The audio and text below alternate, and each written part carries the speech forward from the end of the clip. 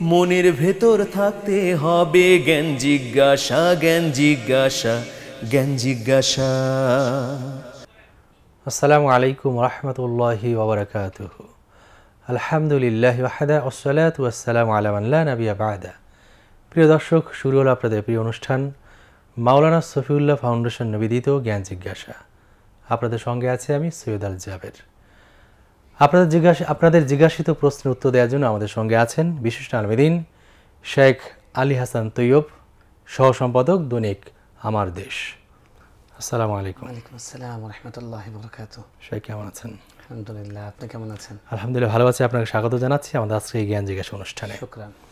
শেখ, আমরা শুরুতে একটা বিষয় নিয়ে আপনার সঙ্গে কথা বলতে চাই, সেটা হলো যে খুব বার্নিং কোশ্চেন যেটাকে আমরা বলি এখন, নারী সংস্কার কমিশনের সুপারিশ। বিভিন্ন মহল থেকে আপত্তি এসছে। তা আপনার কাছে আমার জানা বিষয় হলো যে নারী সংস্কার কমিশনের সুপারিশে আলেমদের আপত্তি কেন? ধন্যবাদ। নাহমাদুহু ওয়া নুসাল্লি আলা রাসূলিল কারীম, আম্মা বা'দ। লিয-যাকারি মিসলু হাজ্জিল উনসাইন। দেখুন, এটি এখন সত্যিকার অর্থে এখন বাংলাদেশের সবচেয়ে আলোচিত বিষয় এবং পক্ষে বিপক্ষে খুব তুমুল একটা অবস্থা চলছে বাংলাদেশে। তো এই অবস্থাটা আসলে দুঃখজনক। আমরা দেখেছি যে বর্তমান যে সরকার আছে, এই সরকার যেই পটভূমির উপর দাঁড়িয়ে আছে সেটা হলো জুলাই বিপ্লবের উপরে। জুলাই বিপ্লবে যারা জীবন দিয়েছে, রক্ত দিয়েছে, আহত নিহত হয়েছে, এদের অধিকাংশই হলো সংখ্যাগরিষ্ঠ মুসলমান এবং ধর্মভীরু মুসলমান। আমরা দেখেছি আবু সাঈদ, যিনি এই বিপ্লবের একজন প্রতীক, তার বাবা স্পষ্ট করে মিডিয়ার কাছে বলেছেন, আমার ছেলের নামে কোনো ভাস্কর্য হোক, ইসলাম বিরোধী কিছু হোক, সেটা আমি অ্যালাউ করি না, এটা আমি চাই না। তো এই বিপ্লবে আমরা দেখেছি যে বিভিন্ন জাতি ধর্ম গোষ্ঠীর মানুষ অংশগ্রহণ করেছে, সবার অবদানকে আমরা স্বীকার করি। কিন্তু এখানে মাদ্রাসার ছাত্ররা, ইসলামপন্থীরা, যারা দেশকে আল্লাহর ভালোবাসার জায়গা থেকে দেশকে ভালোবাসে, যে স্বাধীন দেশের ভূমি মানে একটি স্বাধীন জায়নামাজ, তারা সেই চেতনায়, মানে লা ইলাহা ইল্লাল্লাহর মুক্ত স্বাধীন চেতনায় কিন্তু তারা জীবন দিতে কোনো কুণ্ঠাবোধ করেনি। এই পটভূমির উপরে 17 বছর ধরে 16 বছর ধরে যে জগদ্দল পাথরকে কোনো রাজনৈতিক দলগুলো তারা সরাতে পারেনি, তারা সরিয়ে দিয়েছে। তার উপরে এই সরকার গঠিত হয়েছে। সেই সরকার দেশকে সামনের দিকে এবং জন আকাঙ্ক্ষা, তারুণ্যের আকাঙ্ক্ষা পূরণের জন্য অনেকগুলো সংস্কার কমিশন করেছে এবং অনেকগুলো কমিশন করেছে, যাদের অধিকাংশ আমরা দেশের সব জনগণ তারা পছন্দ করেছে। ভালো ভালো সুপারিশমালা তাদের কাছ থেকে এসছে। কিন্তু প্রত্যেকটা কমিশনে আমরা দেখেছি ওই বিষয়ের যারা এক্সপার্ট প্রশ্নাতীতভাবে তাদেরকে নেওয়া হয়েছে। কিন্তু শুধুমাত্র এই একটি কমিশন, মানে নারী কমিশন, নারী সংস্কার বিষয়ক যে কমিশন, এই কমিশনে যে সমস্ত সম্মানিতা শ্রদ্ধা নাগরিকদেরকে, নারীদেরকে জায়গা দেওয়া হয়েছে, তারা আগে থেকেই তারা আমাদের দেশের সংখ্যাগরিষ্ঠ মুসলমানের যে ধর্মীয় বিশ্বাস এবং তাদের ধর্মীয় চেতনা, আকিদা, সেটার বিপরীতে তাদের অবস্থান। তারা এটার জন্য একদম ডেডিকেটেড পারসন। তো এখন অধিকাংশ মানুষের 95% মানুষের চাওয়ার প্রতিনিধিত্ব এই সরকার করবে, কিন্তু এই চাওয়ার বিপরীতে যাদের অবস্থান, তাদের প্রতিনিধি দিয়েই শুধু এই কমিশন গঠন করা হয়েছে। সুতরাং এই কমিশন গঠনের শুরুটাই এটা একটা গলতপূর্ণ একটা গঠন ছিল এবং তারা যে সুপারিশমালা দিয়েছে, যেমন গোড়া হবে, যেমন গাছ হবে, সেরকম ফলই আসবে। তারা যেই চেতনাধারী, তারা সেই সমস্ত চেতনা দিয়েই তারা এই নারীর সংস্কার কমিশনের সুপারিশমালা পেশ করেছেন। আমরা ওলামায়ে কেরাম এবং শুধু আলেমরা কিন্তু নয়, যারা সত্যিকার অর্থে ধর্মভীরু, এমনকি ধর্মভীর হিন্দু যারা আছেন, বৌদ্ধ যারা আছেন, খ্রিস্টান যারা আছেন, তাদেরও বিপরীতে এই নারী সংস্কার কমিশনের কিছু সুপারিশ তাদের আছে, যেটা কোনো ধর্মের লোক সাপোর্ট করতে পারে না। তাদের এই সুপারিশমালার মধ্যে স্পষ্ট করে বলেছে, আমরা তো এগুলো নিয়ে ডিটেইল একদম পয়েন্ট ভিত্তিক জুমায় আলোচনা করেছি এবং মিডিয়ায় এগুলো চলে এসছে, এত ডিটেলসে যাওয়ার দরকার নেই। আমরা যদি সংক্ষেপে বলি যে তাদের মোটা দাগে মানে কোরআনের সাথে, ধর্মের সাথে এবং আমাদের নিজস্ব সংস্কৃতির সাথে, আবহমান বাঙালি সংস্কৃতির সাথে সাংঘর্ষিক কিছু বিষয় তারা এনেছেন, যেটা আনা আমরা মনে করি শুধু অযৌক্তিক নয়, সেটা একটা দূরভিসন্ধিমূলক। কারণ বর্তমান যে সরকার আছে, ইন্টারিম সরকার, তারা কিন্তু জনগণের প্রশংসা নিয়ে তারা এগোচ্ছে। গত রমজান, গত ঈদ খুব ভালোভাবে গিয়েছে এবং ইতিমধ্যে এই সামনের ঈদের জন্য 10 দিন সরকারি ছুটি ঘোষণা করেছে। তো মানুষকে কিন্তু তারা ভালো অনেক কিছু উপহার দিয়েছে এবং মানুষ কিন্তু আশাবাদী। তো সরকারের সুন্দর অগ্রযাত্রার ক্ষেত্রে একটা বড় হোঁচট খেলো এবং দেশের অধিকাংশ জনগণের সাথে একটা মুখোমুখি দাঁড় করাইয়া দিল এই তাদের এই সুপারিশমালা, নারী কমিশনের সুপারিশমালা। তারা কোন সাহসে কোন যুক্তিতে স্পষ্ট করে এই কথাটা উল্লেখ করেছেন যে নারীর সমান অর্থনৈতিক সমান অধিকার নিশ্চিত করার জন্য ধর্মীয় যে সমস্ত আইন আছে এবং বিধিমালা আছে সেগুলোকে অকার্যকর বাতিল করতে হবে। এখন তারা তোপের মুখে তারা এখন বলছেন যে এটা আমরা বলেছি ঐচ্ছিক। আপনারা ঐচ্ছিক বলার কি? আপনারা কেন ভুলে যাচ্ছেন আপনারা কাদের প্রতিনিধি? আপনারা এখানে বাংলাদেশে খান পড়েন বাস করেন, আর মগজের মধ্যে পশ্চিমা আপনি যদি সেটাই যদি দিতে চান তাহলে তো সেটাই জাতি নেবে না। এবং দেখুন এটা এই যে নারী অধিকারের তাদের কিছু বিষয় এনেছে, যে বিষয়গুলো স্পষ্ট প্রমাণ করে যে এটা কোনো সৎ উদ্দেশ্যে এগুলো আনা হয়নি। যেমন তারা বলেছেন তাদের একটা উপশিরোনাম আছে, আমার ধারাটা এই মুহূর্তে আমার মনে নেই, আমার কাছে আছে, আমার কাছে সেগুলো ডকুমেন্টস আছে, তাদের যে 318 পৃষ্ঠার পুরো পিডিএফটা আমরা পড়েছি আমাদের সামনে আছে। তো সেখানে বলেছে একটা শিরোনাম আছে, উপশিরোনাম, যে দেহ আমার সিদ্ধান্ত আমার। আমি বিষয়বোধ করি যে সুস্থ প্রকৃতির একটা শিক্ষিত নারী যারা বিশ্ববিদ্যালয়ে শিক্ষকতা করেছেন, যারা বিভিন্ন রাজনৈতিক বিভিন্ন মতাদর্শে এনজিওর নেতৃত্ব দেন, তারা এই ধরনের বাক্য একটা আইনি ধারার মধ্যে কিভাবে আনতে পারেন? এটা তো কোনো সুস্থ কথা না। আমার দেহ সিদ্ধান্ত আমার, এটার মানেটা কি? দেহ আপনার, দেহ আপনার হলে আপনার দেহের মধ্যে ব্রেস্ট ক্যান্সার কেন বাসা বাঁধে? আপনার কেন মানে জরায়ু ক্যান্সার কেন বাসা বাঁধে? আপনি ঠেকান, শরীর কেন অসুস্থ হয়? আপনার শরীর কি আপনার নাকি? শরীর আল্লাহর দেওয়া। আল্লাহ বলেছেন যে আমি ইন্না খালাকনাকুম মিন যাকারিন ওয়া উনসা, আমি তোমাদেরকে একজন নারী এবং পুরুষ থেকে সৃষ্টি করেছি। আল্লাহ বারবার বলেছে আমি তোমাদেরকে সৃষ্টি করেছি। সব আমাদের বাংলাদেশে অন্যান্য ধর্মের লোক যারা আছেন তারাও কিন্তু বিশ্বাস করেন, তারা তাদের মতো কেউ ভগবান কেউ ঈশ্বর, তারা বিশ্বাস করেন স্রষ্টা আছে, সবাই আস্তিক। 1% আছে, 1%-এর কম হবে পয়েন্ট। ওনারা যা চিন্তা করে এই চিন্তা মানুষের পার্সেন্টেজ পড়ে না আসলে বাংলাদেশে। তো আমাদের দেশের যাদের করে ট্যাক্সের টাকায় আজকে আপনাদের কমিশনের এই সমস্ত জিনিসপত্র ছাপা হচ্ছে, আপনাদের মিটিং হচ্ছে, আপনাদের সম্মানী অনারিয়াম হচ্ছে, আপনি কার এজেন্ডা বাস্তবায়ন করছেন? এই কথা কিভাবে আনতে পারেন? এরপরে তারা তাদের যে দেহ ব্যবসা সেটাকে তারা শ্রমের মূল্য দিতে চাচ্ছে। আপনি শ্রমের মূল্য দিতে চাচ্ছেন, আপনি কেন এই কথা বলেন না? আপনার যদি উদ্দেশ্য সৎ হতো যে তাদেরকে সুস্থ স্বাভাবিক জীবনে ফিরিয়ে না হোক, তাদের মধ্যে কি 5% পাওয়া যাবে যারা সজ্ঞানে সুস্থ মস্তিষ্কে নিজের চয়েস হিসেবে এখানে এসছে? তারা তো সবাই নিপীড়িত, তাদেরকে কিডন্যাপ করে আনা হয়েছে, তাদেরকে রেপ করা হয়েছে, তাদেরকে ফেলে নিয়ে আসা হয়েছে। তাদেরকে সুস্থ জীবনে না নিয়ে তাদের এই জীবনকে আপনি সুস্থ একটা স্বীকৃতি দিতে চাচ্ছেন, তার মানেটা কি? আপনি ওই কিডন্যাপকে সাপোর্ট করছেন, ওটা জাস্টিফাই করছেন। আপনি চিন্তা করেন কত বড় অপরাধ। তারপরে দেখেন তারা আমাদের উত্তরাধিকার আইন যেটা কোরআনে আছে নারী এবং পুরুষের, সেটাকে নিয়ে তারা মিন করেছে যে সমান অধিকার দিতে হবে। কোরআন যেখানে স্পষ্ট করেছে লিজ্জাকারি মিসলু হাজ্জিল উনসাইন, সূরা নিসার মধ্যে আল্লাহর ঘোষণা, এবং যেখানে বলেছেন নাসিবাম মাফরুজ, আল্লাহ বলেছেন আল্লাহ কর্তৃক নির্ধারিত এখানে অংশ। আল্লাহ সুবহানাহু ওয়া তাআলা মানুষকে সৃষ্টি করেছেন, মানুষের কল্যাণ কি সেটা আল্লাহই ভালো জানেন। আপনি নাস্তিক হতে পারেন, আপনি বিশ্বাস করেন না, আপনি নাস্তিক হলে সেটা আপনার ব্যক্তিগত চয়েস, কিন্তু আপনি সেটা তো সবার জন্য সেটা চাপিয়ে দিতে পারেন না, সবার জন্য আপনি সেই প্রস্তাবটা রাখতে পারেন না। আপনার সুস্থ বিবেক তো নাই, থাকলে আপনি তাহলে সবার কথা চিন্তা করতেন। আপনি আপনার ব্যক্তিগত চিন্তা, আপনার ক্ষুদ্র চিন্তা, সেটা নিয়ে আপনি সবার জন্য আপনি সেটা আপনি কমিশনের সদস্য মানে হলো পুরা জাতির নারীর আপনি সদস্য, আপনি সেই জায়গাগুলো অ্যাড্রেস করেননি। আমাদের ইউনিভার্সিটিগুলোতে বিশ্ববিদ্যালয়গুলোতে বিভিন্ন জায়গায় নারী তার যে স্বাভাবিক ধর্মচর্চার অধিকার, নারীর যে মানবাধিকার, সেই মানবাধিকার বারবার লুণ্ঠিত হচ্ছে। এই বছরও আমরা দেখেছি ম্যাট্রিক পরীক্ষায় চুয়াডাঙ্গানায় কোথায় দেখলাম যে একজন বিশেষ একটি ধর্মের একজন প্রধান শিক্ষক তিনি স্কুলের ছাত্রীদেরকে বের করে দিয়েছেন ক্লাসে। তাদেরকে তিনি সুযোগ দেননি যে তারা মানে ক্লাসে পরীক্ষা দিবে, ম্যাট্রিক পরীক্ষা থেকে বের করে দিয়েছেন। হিজাব খুলতে হবে, আপনারা তাদের প্রতিবাদ করেছেন। আপনাদের কোনো ধারার এই কথাটা নেই যে ধর্ম যদি কেউ চর্চা করতে চায় কোনো নারী, তাকে তার হিজাবের কারণে, তার ধর্ম চর্চার কারণে তাকে হেনস্থা করা যাবে না, তাকে অ্যাটাক করা যাবে না, এই কথা কোথাও নেই। তাহলে আপনারা কার কথাটা বলছেন? তারপরে এই জুলাই বিপ্লবে যে সমস্ত নারীরা আহত নিহত হয়েছেন তাদের জন্য বিশেষ কোনো প্রস্তাবনা তাদের নেই। তো আমরা এইসব থেকে আমরা বুঝতে পারছি যে এটা শুধু ধর্মের দৃষ্টিকোণ থেকেই সাংঘর্ষিক নয়, এটা আমাদের বাস্তব যৌক্তিকতা এবং আমাদের সমাজ সংস্কৃতির সাথে ইতিহাসের সাথে সাংঘর্ষিক। এরপরের কথা হলো যে মানে এখন যে তারা খেলা খেলছেন, অর্থাৎ তারা বলছেন যে আলেমরা তাদেরকে গালাগাল করেছেন, এই শব্দ বলেছেন। একটা নারীকে গালিয়ে দেওয়া আমরা সমর্থন করি, ইসলামও সমর্থন করে না। গালি কি সমর্থন করে এখানে, হ্যাঁ, ইসলাম সমর্থন করে। এখন আপনি নারীর গালি দেওয়াটা এটা ব্লাসফেমির পর্যায়ে আপনারা আহত হচ্ছেন, কিন্তু কোরআনের আইনের বিপরীতে ডাইরেক্ট আপনারা মতবাদ চাপিয়ে দিয়েছেন, আপনারা সেটা প্রস্তাব দিয়েছেন, এটা আপনাদের লাগছে না।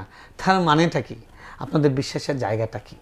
শুধু আমরা বলবো যে নারী কমিশনের যে সুপারিশমালা, এই সুপারিশমালার অধিকাংশই আমাদের সমাজ রাষ্ট্রের সঙ্গে যায় না, যৌক্তিক, ভারসাম্যপূর্ণ এবং ধর্মের সাথে সাংঘর্ষিক না। এবং মুসলিম পারিবারিক ল বাতিল করার সুপারিশ করেছে। দুঃসাহস, এই দুঃসাহস আজকে বাংলাদেশ স্বাধীন হওয়ার আগে থেকেই এটা চলেছে, সব সরকারের আমলে। এটা ইসলামপন্থীর আলেমরা এটা প্রতিহত করেছেন। কারণ এই পারিবারিক ল যদি বাতিল করা যায়, তাহলে ওই যে মানে পশ্চিমাদের যে এজেন্ডা, আসলে আপনি পশ্চিমারা যে বিপুল পরিমাণ জারজ সন্তান যাদেরকে রাষ্ট্র পালে, সেই মানে সমাজ সংস্কৃতি আমাদের দেশে তৈরি হবে। এবং আপনার সেখানে মানে স্বামী ছাড়া মা অনেক সেটা তৈরি হবে। তারপরে তৈরি হবে কি, পরিবার ব্যবস্থাগুলো ভেঙে বিস্মাত হয়ে যাবে, আমাদের বৃদ্ধাশ্রমগুলো ভরে উঠবে। তো সেটা কি তারা চায় কিনা? এবং নারীদের জীবন আসলে পুরোপুরি বিপন্ন হবে, যেটা বাস্তবায়ন করতে যায়। আবার সমান অধিকারের কথা তারা বলেন, কিন্তু তারা কিন্তু আবার মহারানার যে টাকাটা সেটা তারা খুব ভালো মতো চান। তারা তো সেই জায়গায় এসে সমান অধিকারের কথা বলে, নিজের ভাগেরটা ভালো বোঝে। হ্যাঁ, তো এই জন্য আমরা বলবো যে এটা কোনোভাবে এটা যুক্তিতে এবং আমাদের দেশের সংস্কৃতির সঙ্গে, মূল্যবোধের সঙ্গে এবং ইসলামী বা অন্য ধর্মের সংস্কৃতির সাথে এটা যায় না। তো এই ধরনের সুপারিশ অবশ্যই এগুলো প্রত্যাখ্যাত, এবং এই সদস্যদেরকে অবশ্যই তাদেরকে বহিষ্কার করা উচিত। আমরা তাদেরকে বলি যে তাদেরকে সসম্মানে তাদেরকে বিদায় করে দিন, এবং আমাদের দেশের মানুষের প্রতিনিধিত্ব করে যারা এই ধর্ম, এই রাষ্ট্র, এই দেশের মানুষের মন মানসিকতা যারা বোঝে, জাতির পালস যারা বোঝে, এরকম অনেক মানে আমাদের নারী শিক্ষিকা আছেন, প্রচুর আছেন, জ্ঞানী আছেন, অনেক অসংখ্য শিক্ষক আছেন, অসংখ্য যারা বাংলাদেশের সংস্কৃতির পক্ষে, ইসলামের পক্ষে আছেন, ইসলামের পক্ষে। এবং এই দেশের মানুষ তো সব ধর্মের মানুষের ধর্মভীরু, তো তাদের সবার প্রতিনিধিত্ব করবেন এরকম নারী অনেক আছেন। তাদেরকে দিয়ে এই কমিশন পুনর্গঠন করা হোক, তারপরে সেই প্রস্তাবটা সেটাকে আমরা সমর্থন করব। আর এখন যে সরকার, এই সরকার কিন্তু খুব সময় তাদের বেশি নেই, কারণ সব রাজনৈতিক দল চাচ্ছে খুব দ্রুত নির্বাচন, তারা বেশি কাজ করতে পারবেন না। তা তাদের মূল বিষয়ে ফোকাস করা উচিত রাষ্ট্রের সংস্কার। নারীর এই সমস্ত এনজিওদের এজেন্ডা নিয়ে যদি তারা পড়ে থাকেন, তাদের সব কিছু ম্লান হয়ে যাবে। যা ভালো করেছেন সেটা ম্লান হয়ে যাবে। যারা কমিশনের সঙ্গে যুক্ত সবাই কিন্তু এনজিও ব্যাকগ্রাউন্ডের লোক। সুতরাং আমরা চাই না যে বর্তমান সরকার, তারা জনগণের সরকার এবং জনগণ তাদেরকে সমর্থন করেছে, জনগণের সাথে সংঘর্ষ হোক, এটা আমরা চাই না, এটা আমরা প্রত্যাশা করি না। আমরা আশা করি যে সরকারের বোধোদয় হবে এবং সরকার খুব দ্রুত এটা ব্যবস্থা নেবে, এই কমিশন বাতিলের জন্য যথাযথভাবে কমিশন গঠন করবে আবার, ইনশাআল্লাহ। আশা করি আমরা আপনার কাছ থেকে আলেমদের আপত্তির কারণগুলো জানলাম। এখন আমরা কি এরকম প্রত্যাশা করতে পারি বা আলেমরা এরকম চিন্তা করতে পারি কিনা যে আলেমদের পক্ষ থেকে একটি নারী কমিশন বা নারীদের জন্য যে সুপারিশ তৈরি করে দিতে পারে কিনা? অবশ্যই সরকার আমাদের সাহায্য চাইতে পারে, সাহায্য আমরা অবশ্যই, যেমন ধরুন আমাদের সরকার দিল না, চাইলো না, কিন্তু আপনারা আলেমরা একটা উদ্যোগ নিয়ে করতে পারি কিনা? অবশ্যই অলরেডি কমিশনের কাছে, কি বলে, সরকারের কাছে অনেক সুপারিশমালা পৌঁছানো হয়েছে এবং সামনে আরও উদ্যোগ চলছে।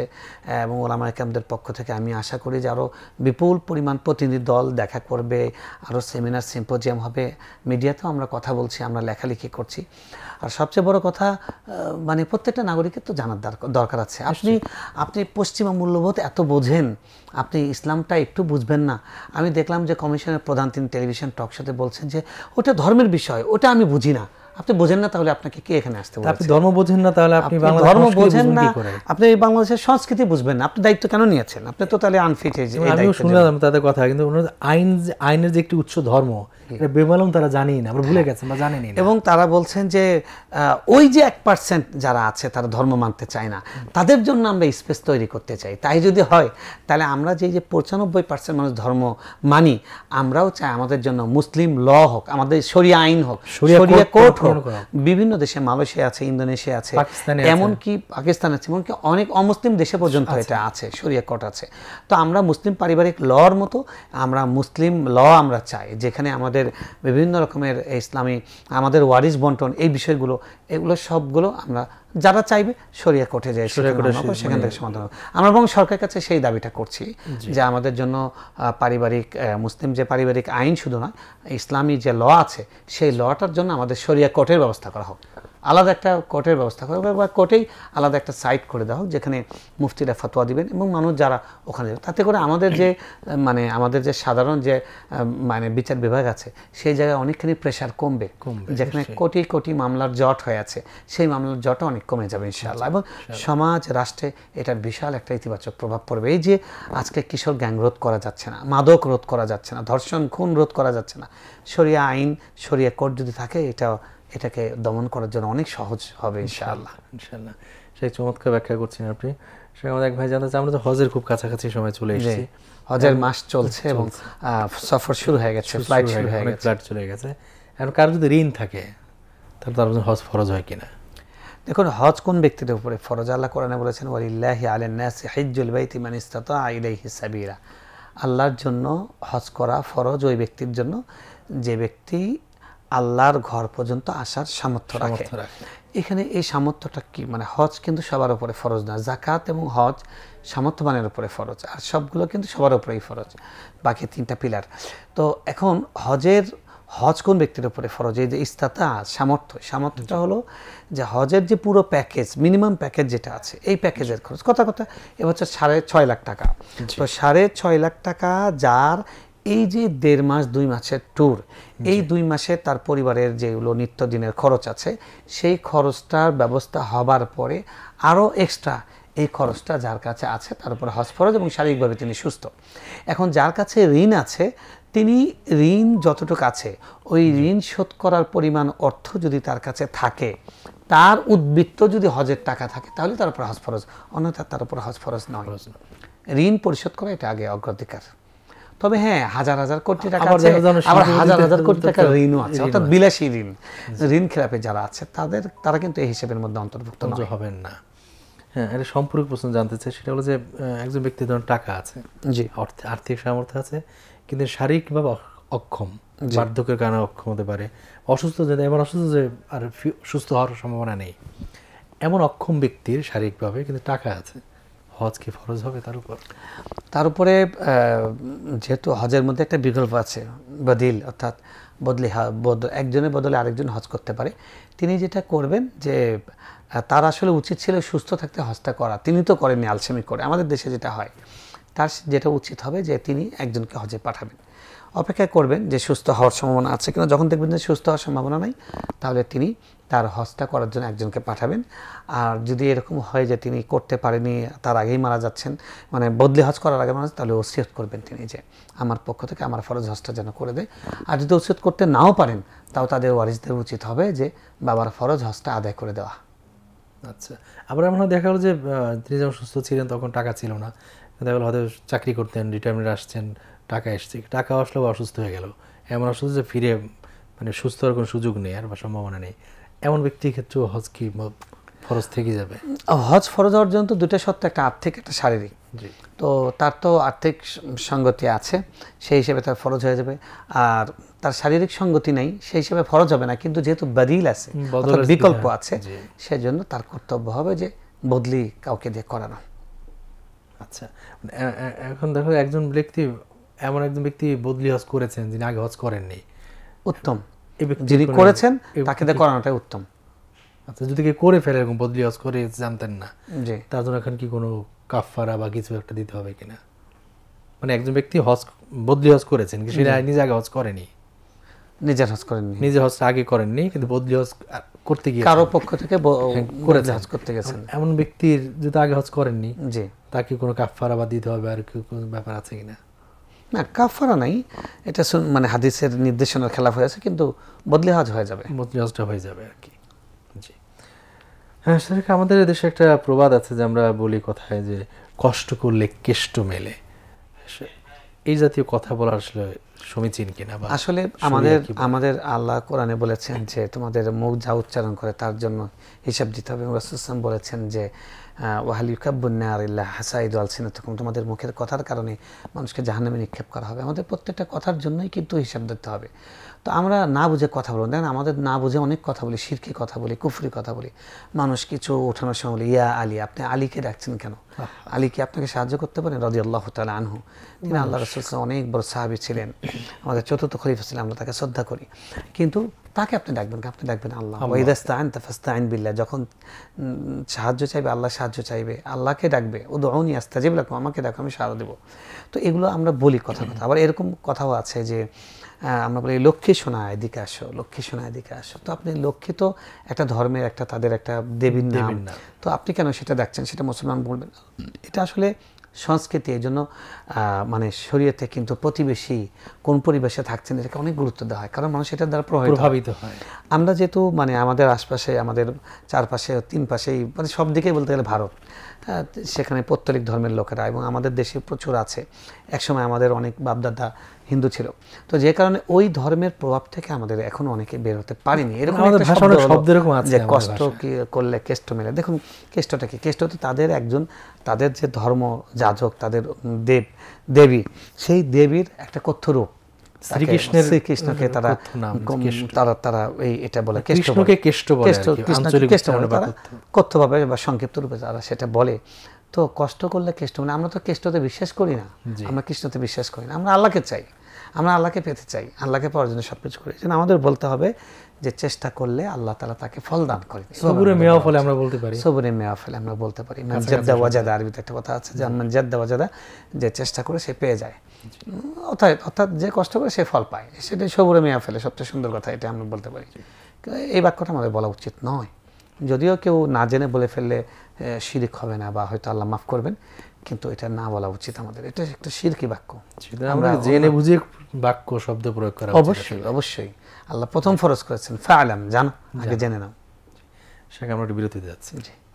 প্রিয় দর্শক, দেখছিলেন আপনাদের প্রিয় অনুষ্ঠান মাওলানা সফিউল্লাহ ফাউন্ডেশন নিবেদিত জ্ঞান জিজ্ঞাসা। সময় হলো একটা বিরতি নেওয়ার, বিরতির পর ইনশাআল্লাহ আমরা আবারও ফিরে আসবো, ততক্ষণ আমাদের সঙ্গে থাকুন।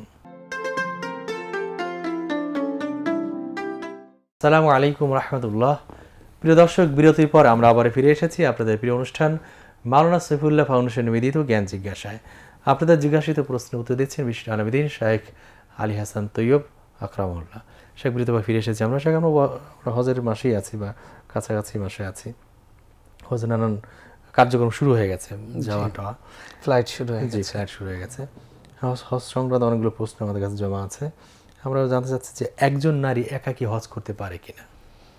না, শরীয়তের বিধান হলো ওয়ালা ইউসাফিরান্না ইল্লা ওয়া মা'আহা যী মাহরামিন, কোনো নারী সফর করবে না তার সাথে মাহরাম পুরুষ ছাড়া।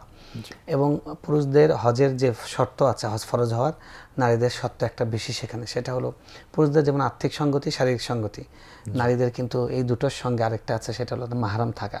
পৃথিবীতে কোনো নারী অনেক সম্পদ আছে, অঢেল সম্পদ আছে, কিন্তু তার মাহরাম কেউ নেই, তার উপর হজ ফরজ নয়। তিনি বদলি করাতে পারেন কাউকে দিয়ে। দেখুন রাসূল সাল্লাল্লাহু আলাইহি ওয়াসাল্লামের স্পষ্ট হাদিস আছে, এবং সৌদি আরবের সাবেক গ্রান্ড মুফতি শেখ বিন বাজ রহমতুল্লাহ আলাইহি সহ সমস্ত আলেমের ফতোয়া হলো যে যার কাছে অর্থ আছে পর্যাপ্ত কিন্তু মাহরাম নাই, তার উপর হজ ফরজ হবে না। তো একটা মত আছে, মানে অনেকগুলো ইমামের মতের মধ্যে এ ব্যাপারে সবাই একমত যে মাহরাম ছাড়া হজ ফরজ হবে না। একজন ইমাম মালিক রহমতুল্লাহ আলাইহির একটা, তার দুইটি মতের মধ্যে একটি মত হলো মানে অগ্রাধিকারপ্রাপ্ত মত না, এটা শায বলা হয়, যে মত উনি বলেছেন মা রিফকাতিন আমিনা, অর্থাৎ নিরাপদ সঙ্গী যদি থাকে, যে অনেকগুলো মহিলা যাচ্ছে তারা মাহরামদের সঙ্গে, সেই মহিলাদের সঙ্গে তারা একসাথে চলবে ফিরবে, সেই মহিলা গ্রুপের সাথে থাকবে, এটাও এক ধরনের নিরাপত্তা, সিকিউরিটি। কারণ মাহরামের একটা উদ্দেশ্য হলো সিকিউরিটি। আর এখন তো মানুষের প্লেন, তারপর সব জায়গায় মানুষের একাকিত্ব, একা হওয়ার সুযোগটা তেমন নেই। সেই জন্য এই ধরনের কোনো সুরতে যাওয়ার মত আছে, এটা একটা বিচ্ছিন্ন একটা মত আছে, যেই মতটা কোনো আলেমরা, এটা কোনো মুফতাবিহি বা এটা কোনো গ্রহণযোগ্য মত নয়। এই মতের ভিত্তিতে গত বছর বর্তমান সৌদি বাদশাহ তারা এটাকে বেশ ওমরার ক্ষেত্রে উৎসাহিত করেছিল এবং অনেকে গিয়েছিল। কিন্তু আলেমদের মত এখন পর্যন্ত ওইটাই, যেটা হাদিসে আছে, যে কোনো মহিলা মাহরাম ছাড়া সফর করবে না। এবং এই মতটাই আমরা মত, ওই মতটাকে আমরা, বিচ্ছিন্ন মতটাকে আমরা কোনোভাবে উৎসাহিত করতে পারি না। একটা হাদিস এরকম আছে যে এমন একটা সময় আসবে যে সানা থেকে হাদরামত একটা মহিলা একা গিয়ে আসবে, যে আল্লাহর ভয় ছাড়া কারো ভয় থাকবে। এই হাদিস থেকে এটা হলো মুসলমানদের মানে জান মালের নিরাপত্তা এমন ভাবে হবে সেটা বোঝানো হয়েছে, কিন্তু এটার মানে এখানে একজন নারী আসছিলেন বা আসার সমর্থন, এরকম কোনো ইঙ্গিত কোনোভাবেই এখান থেকে পাওয়া যায় না। কারণ রাসূল সাল্লাল্লাহু আলাইহি ওয়াসাল্লামকে আম্মা জান আয়েশা রাদিয়াল্লাহু তাআলা জিজ্ঞেস করেছেন যে আমরা জিহাদ কিভাবে করব। রাসূল সাল্লাল্লাহু বলছেন যে আমাদেরকে জিহাদে যাওয়ার কথা বলছেন যে তোমাদের জিহাদ হলো হজে যাওয়া। তারপরে একজনের কাছে একজন মহিলাকে উনি বলেছেন যে তোমাদের জিহাদ হলো ঘরে থাকা, ঘরে থাকো, এটাই তোমাদের হজ, এটাই তোমাদের হজ। জি। তো সুতরাং মানে হজের ফরজ আদায়ের জন্য পর্দার ফরজের ক্ষেত্রে শিথিলতা শরীয়তে সেটা কোনোভাবেই, এখন দেখা গেল যে সে মাহরাম পেল না, এখন সে কি বদলি হজ করাতে পারবে? হ্যাঁ হ্যাঁ, এটাই তার করণীয়, এটাই তার করণীয়, তার সওয়াব লেখা হবে ইনশাআল্লাহ। ইনশাআল্লাহ, ইনশাআল্লাহ। আর আসলে মাহরামবিহীন থাকা শরীয়তে নাই, ঠিক আছে, কারণ কোনো অবস্থায় একজন নারী স্বামী ছাড়া থাকবে না, স্বামী মারা গেছে তার আবার বিবাহ হবে, এটাই শরীয়তের, মানে শরীয়তে মাহরামের ব্যাপারটা যে বলেছে অপরিহার্য, শরীয়ত সেই ব্যবস্থাটা করেছে যে মাহরাম ছাড়া কখনো একজন মহিলা থাকবে না। এখন আমাদের দেশে একজন নারী মারা গেছেন, তার মান-ইজ্জত, তার সম্মান, তার ছেলে মেয়ের ইগোর ব্যাপার, যে আমার মা আবার বিবাহ বসছে, এই জন্য একটা মহিলাকে আরও 20 বছর 10 বছর একা যাত্রা করতে হবে যে তার স্বামী নাই, এরকম ব্যাপার তো শরীয়ত রাখে নাই। আমরা জাহিলিয়াতকে মেনে নিয়েছি, আবার আরেকটা শরীয়তের লঙ্ঘন করব, সেটা তো ঠিক নয়। কিন্তু শরীয়তের পন্থায় চলে, একজন নারীর কেন মাহরাম থাকবে না? ছেলে থাকবে, ঠিক আছে, সন্তান নাই, তাহলে তার স্বামী থাকবে, মানে স্বামী নাই, তার বয়স 80 বছর, তার একজন মাহরাম থাকে, তাকে অবশ্যই বিবাহ দিবেন। শরীয়ত একজনের ওয়ানকিহুল আয়ামা মিনকুম, আল্লাহ কোরআনে বলেছেন যে তোমরা যারা আয়ামা আছে তাদেরকে বিবাহ। আয়ামা হলো কি? ওই সমস্ত পুরুষ, ওই সমস্ত নারী যারা বিবাহ করেছিল এখন তাদের জীবনসঙ্গী নাই, তাকে জীবনসঙ্গীর ব্যবস্থা করে দেওয়া। সেজন্য মাহরাম ছাড়া থাকবেই না, শরীয়তের শর্ত মাহরাম ছাড়া হজে যাবে না। আর মাহরাম ছাড়া হজে যেতে পারবে কিনা, মাহরাম ছাড়া তো থাকবেই না, সেই ব্যবস্থা শরীয়ত রাখেনি। এখন আমরা শরীয়তের ওই জিনিসটা মানছি না, না মেনে আবার আরেকটা মানে একটা মানে শরীয়তের চাওয়াকে আমরা লঙ্ঘন করেছি, আবার শরীয়তের আরেকটা চাওয়ার বিপক্ষে আমরা যাব, সেটা তো কোনোভাবে কাম্য হতে পারে না। হজে কেউ যদি মারা যায় তার দাফন কাফন কিভাবে হবে? দাফন কাফন যিনি ইহরাম অবস্থায় যিনি মারা যাবেন তিনি তো মুজাহিদ, আল্লাহ রাসূল সাল্লাল্লাহু আলাইহি ওয়াসাল্লাম বলেছেন আল হুজ্জাজু ওয়াল উম্মার ওয়াফদুল্লাহ, যারা হাজি, যারা উমরা করতে চায় তারা আল্লাহর ওয়াফদ, আল্লাহর প্রতিনিধি। এবং রাসূল সাল্লাল্লাহু আলাইহি ওয়াসাল্লামের একজন সাহাবী, তিনি আরাফার ময়দানে তিনি মারা গেছেন, তিনি পাহাড় থেকে পড়ে মারা গিয়েছেন। তো তাকে রাসূল সাল্লাল্লাহু আলাইহি ওয়াসাল্লাম বলেছেন যে ওইভাবে তাকে ওই ইহরামের কাপড়ে তাকে দাফন করে দিতে, ওইভাবে তাকে দাফন করা হয়েছে, শহীদি মৃত্যু। তো এই জন্য যারা ইহরাম অবস্থায় মারা যাবেন তারা তো ইহরামের কাপড় অবস্থায়, তাদেরকে গোসল দেওয়া হবে না, ওই অবস্থায় তাকে মাথা কি খোলা রাখবে? হ্যাঁ, মাথা খোলা থাকবে, মানে শহীদদের যেরকম থাকে, যে অবস্থায় মারা গেছে ওই অবস্থায় থাকবে, হ্যাঁ, ইহরাম অবস্থায়। এবং রাসূল সাল্লাল্লাহু বলেছেন যে তারা কিয়ামতের দিন উঠবেন হলো মুলাব্বিয়ান, তালবিয়া বলতে বলতে উঠবেন। এবং অনেক বিশাল ফজিলত আছে, খুবই ফজিলত আছে, যেটা কল্পনা করতে পারেন। সেটা রাসূল সাল্লাল্লাহু আলাইহি ওয়াসাল্লাম বলছেন যে ব্যক্তি মানে হজ বা উমরার জন্য বের হয়েছে, ফিরে আসার আগে যদি মারা যায়, কিয়ামত পর্যন্ত তার পক্ষ থেকে আল্লাহ তাআলা ফেরেশতা নিযুক্ত করবেন, প্রত্যেক বছর তার পক্ষ থেকে হজ করতে থাকবে। সুবহানাল্লাহ। তার মানে কিয়ামত যদি 2000 বছর পরে হয়, 1000 বছর পরে হয়, 500 বছর পরে হয়, তাহলে এই 500টা হজ তার আমলনামায় লেখা হবে। সুবহানাল্লাহ। এটা দেখে তো মানে অনেকেই এটা ওই আকাঙ্ক্ষা নিয়ে যান, কামনা করেন। কুরবানির আগে 9 দিনে করণীয়, অর্থাৎ জিলহজ মাসের যে প্রথম 10 দিনে যে করণীয় আছে, এটা খুবই ফজিলতপূর্ণ একটি সময়। বরং বলা হয়েছে যে বছরের মধ্যে শ্রেষ্ঠ 10টি রাত হলো লাইলাতুল কদর, আর শ্রেষ্ঠ 10টি দিন হলো এই জিলহজ মাসের প্রথম 10 দিন, যেটা আল্লাহ কোরআনে কসম করেছেন, ওয়াল ফাজরি ওয়া লায়ালিন আশর, ফজরের কসম এবং 10টি রাতের কসম। এখানে বলা হয়েছে এই জিলহজের প্রথম দশকে বলা হয়েছে, কোরআন দ্বারা সাব্যস্ত। হ্যাঁ, কোরআন দ্বারা সাব্যস্ত। এবং এছাড়া আরও আছে, আইয়ামিম ওয়াযকুরুল্লাহ ফি আইয়ামিম মা'দুদাত, তোমরা আল্লাহর বেশি বেশি জিকির করো নির্দিষ্ট দিনগুলোতে। এই নির্দিষ্ট দিনগুলো দ্বারা এই জিলহজের প্রথম দশকে, প্রথম 10 দিনকে বোঝানো হয়েছে। এবং আল্লাহ রাসূল সাল্লাল্লাহু আলাইহি ওয়াসাল্লাম বলেছেন, মা মিন আইয়ামিন আল আমালুস সালিহু ফিহি আ'যামু ওয়া আহাব্বু ইনদাল্লাহ মিন হাদাল আশর।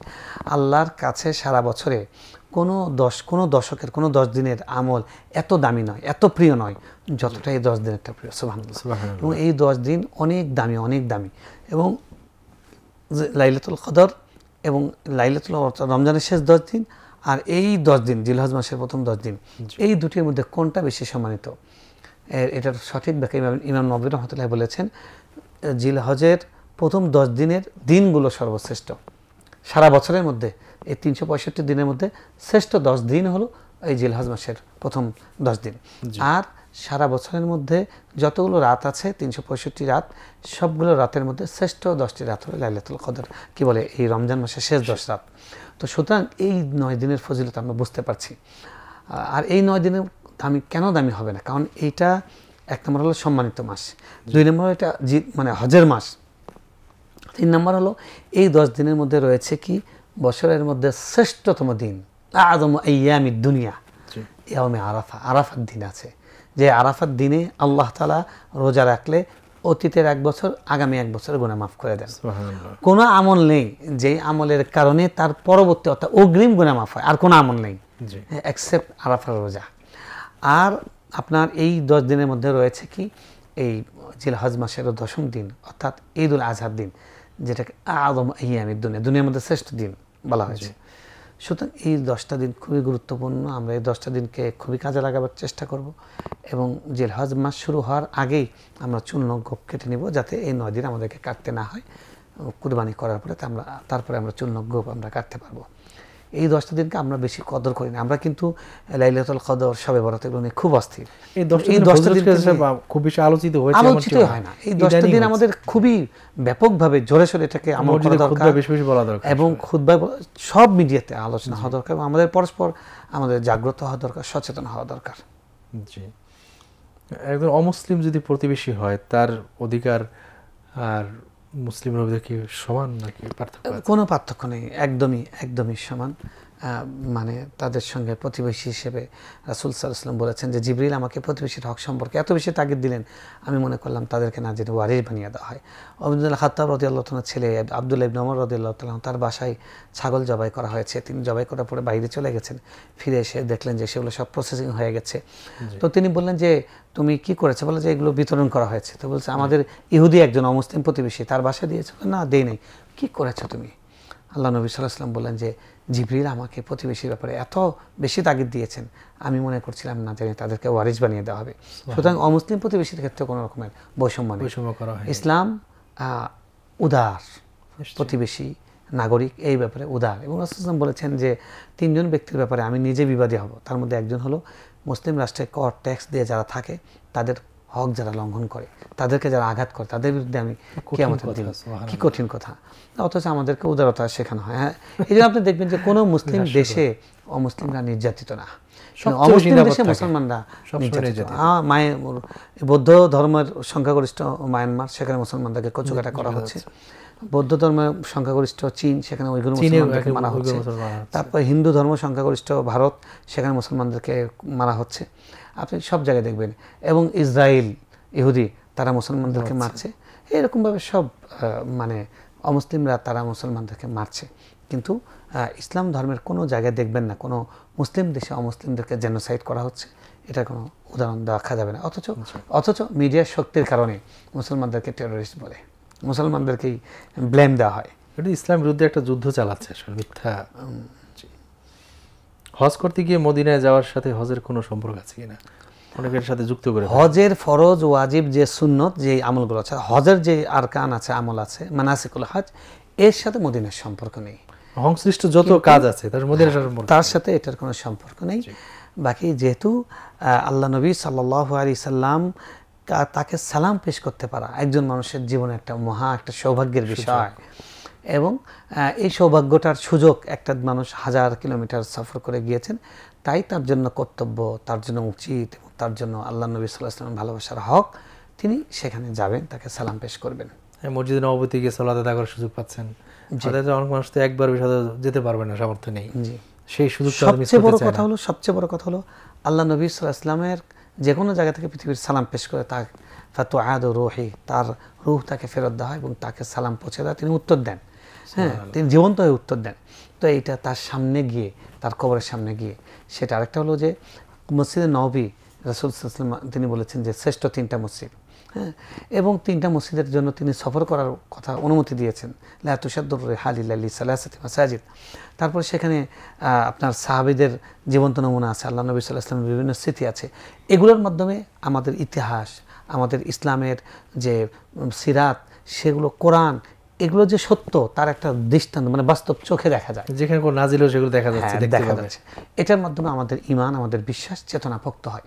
সেজন্য একজন মুসলমানের চরম আরাধ্য এবং পাওয়া হলো যে তিনি আল্লাহ নবী সাল্লাল্লাহু আলাইহি ওয়াসাল্লামের কবর জিয়ারত করতে পারবেন, তার মসজিদে নববী জিয়ারত করতে পারবেন, বাকিউল গারকাত জিয়ারত করতে পারবেন এবং উহুদ, বদর এগুলো দেখতে পারবেন।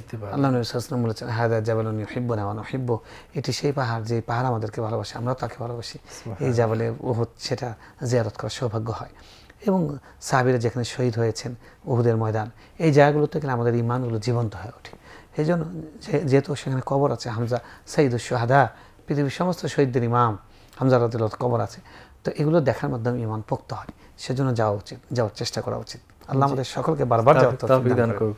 আপনি বলছেন যে রাসূল সাল্লাল্লাহু আলাইহি ওয়াসাল্লাম সালাম দিয়ে তিনি শুনতে পান বা আল্লাহ শোনার ব্যবস্থা করেন, তিনি কি দেখতে পান যে সালাম দেয়? না, যাদের মধ্যে এরকম আকীদা থাকে সেটা কি বলা যায়? অবশ্যই ভ্রান্ত আকীদা, এটা বিদআতি আকীদা।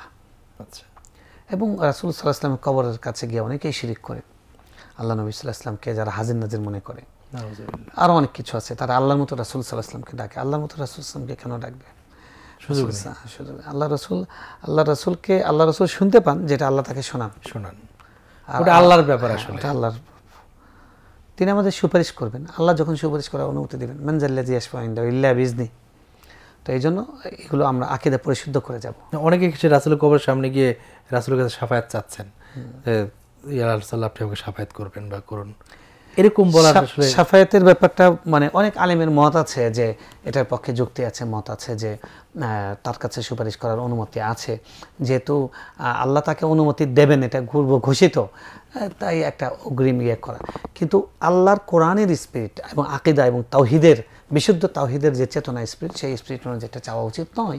আপনি আল্লাহর কাছে দোয়া করবেন যে আল্লাহ আপনার নবীর সুপারিশ আমাকে নসিব করেন, অর্থাৎ চাওয়ার মানে সম্মোদিত ব্যক্তিটা হবেন আল্লাহ সুবহানাহু ওয়া তাআলা। শাফাতের মালিক তো আল্লাহ, আল্লাহ শাফাতের মালিক, তার কাছে যাইতে হবে, তার কাছে আমরা চাবো, তার কাছে আমরা চাবো। আমরা নবীজির কবরের কাছে গিয়ে সেটার হৃদয়টাকে ভেজাবো যে এই নবী, এই সম্মানিত নবী, তার মাধ্যমে আমরা হেদায়েত পেয়েছি, হ্যাঁ, তার সুপারিশ পাওয়া আমার জীবনে চরম পাওয়া।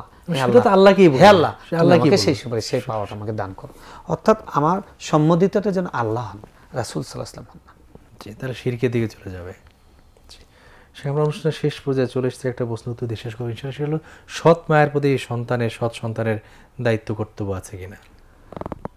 সৎ মা, আচ্ছা হ্যাঁ, সৎ মা। আমাদের দেশের আমি শব্দটা বলি যে এই সৎ শব্দটা একটা অসৎ শব্দ, কারণ সৎ বলে মাকে আলাদা করায়। ইসলামে কিন্তু আলাদা কোনো শব্দই নেই। মা, বাবা, ছেলে, সন্তান। এবং সাহাবায়ে কেরামদের তো সবারই একাধিক বিবাহ ছিল এবং স্ত্রী মারা গেছে, স্বামী মারা গেছে, অর্থাৎ তারাও যেটা বলেছে একটু আগে যে বিবাহ ছাড়া কেউ থাকতেন না, হিউজ পরিমাণ ছিল। কোনো সিরাতের কোনো হাদিসের কোনো গ্রন্থে, সিরাতের কোনো গ্রন্থে, কোনো জীবনীর মধ্যে আলাদা কোনো শব্দ নেই। সব জায়গায় ভাই বোন, মা বাবা, এই শব্দগুলো আছে। তো অবশ্যই নিজের মার সঙ্গে যেরকম হক, সৎ মার সম্পর্কেও সৎ বাবা। ইসলামে এই জিনিসটাকে ডিভাইডেশন আলাদাই করেন, এটা সম্পূর্ণ নিজের মায়ের মতো একই রকম তাদের হক। এবং সে কারণে ইসলামে এই বৈষম্যটা নেই। আমাদের দেশে সৎ মা সৎ বাবা হওয়া মানে হলো নির্যাতনের শিকার হবে, এখানে অনেক গেম খেলা হবে, এই ব্যাপারগুলো ইসলামের ধারে কাছে নেই। এবং সৎ মা তার সন্তানকে মারছে, শিশু সন্তানকেও পিটাচ্ছে, আমরা অনেক নির্মম ঘটনা পত্রিকায় দেখি, নিউজে দেখেছি। এটা ইসলামকে ধারণ করতে পারেনি, ইসলামের শিক্ষাটা আমরা দিতে পারিনি। ইসলামের শিক্ষাটা আমরা যদি, এই জন্য তো ইসলামের শিক্ষা বাধ্যতামূলক করা দরকার। আজকে যে মানে আমাদের সর্বোচ্চ শিক্ষিত বোনেরা, আমাদের মায়েরা, তারা গিয়ে নারীর অধিকারের নাম দিয়ে ইসলামের বিরুদ্ধে এবং নারীদের বিরুদ্ধে তারা অবস্থান নিচ্ছেন, তারা বুঝতে পারছেন না। আমরা প্রতিবাদ করছি, আমাদেরকে বলছেন আমরা নারী বিদ্বেষী। আমরা নারীকে যে সম্মানটা দেই, আমরা দিয়েছি, ইসলাম দিয়েছে, এটা পৃথিবীর কোন জাতি দিয়েছে, কোন জাতি দিতে পারবে? আমাদের ধর্মের মধ্যে বলা হচ্ছে যে আমার নারীর পায়ের নিচে আমরা ব্যস্ত মা, নারী আমার জান্নাতে যাওয়ার উসিলা, আমার জন্য জাহান্নামটাকে ঢাল, এটা কোন না? আমাদের জীবনে নারী, আল্লাহ রাসূল সাল্লাল্লাহু আলাইহি ওয়াসাল্লাম বলছেন যে তার কাছে উত্তম, সে হলো আল্লাহর কাছে উত্তম, সেটা হলো স্ত্রী। আল্লাহ নির্দেশ দিয়েছে ওয়াশিরুনা বিল মারুফ, ভালো আচরণ করো, রিফকান বিল কাওয়ারি হাদিসে এসেছে, সুন্দর আচরণ করতে বলা হয়েছে।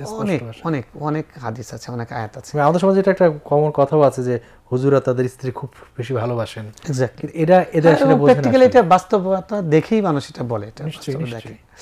আমরা একটা সুন্দর কথা বলি যে আমরা টুইটারে পড়েছিলাম যে ওই জাতিকে তোমরা নারী অধিকার শেখাতে এসে না, যে জাতি নিজে স্ত্রীর জুতা বোঝা কাঁধে নেয়, স্ত্রীকে কাঁধে নিয়ে সে পার হয়, কিন্তু তার পর্দার খেলাফ হতে দেয় না। এই জাতিকে তোমরা অধিকার শেখাতে এসো। আমাদের নবী সাল্লাল্লাহু আলাইহি ওয়াসাল্লাম সাইয়্যিদুল মুরসালিন, তিনি যুদ্ধ থেকে আসছেন, তার স্ত্রীর তার মাসিক শুরু হয়েছে, তিনি কাঁদছেন, তিনি গিয়ে তিনি রাসূল সাল্লাল্লাহু আলাইহি ওয়াসাল্লাম সাইয়্যিদুল মুরসালিন, দুই জগতের সর্দার, তিনি বসে গেলেন, তিনি বললেন আমার হাঁটুতে পা দিয়ে তুমি হাওদায় ওঠো। সুবহানাল্লাহ।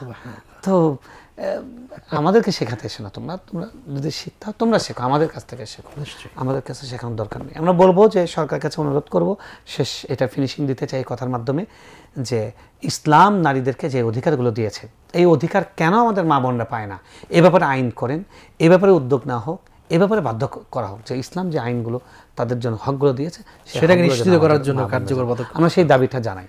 জি, শেখ চমৎকার উত্তর দিচ্ছিলেন, আমাদেরকে সময় দেওয়ার জন্য আপনি খুবই কৃতজ্ঞতা জানাচ্ছি।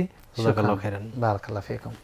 প্রিয় দর্শক, দেখছিলেন আপনাদের প্রিয় অনুষ্ঠান মাওলানা সৈফুল্লাহ ফাউন্ডেশন নিবেদিত মাওলানা সৈফুল্লাহ ফাউন্ডেশন নিবেদিত জ্ঞান জিজ্ঞাসা। আমরা আজকে পর্ব এখানে শেষ করছি, আগামী পর্ব দেখবার আমন্ত্রণ জানিয়ে আসসালামু আলাইকুম ওয়া রাহমাতুল্লাহি ওয়া বারাকাতুহু।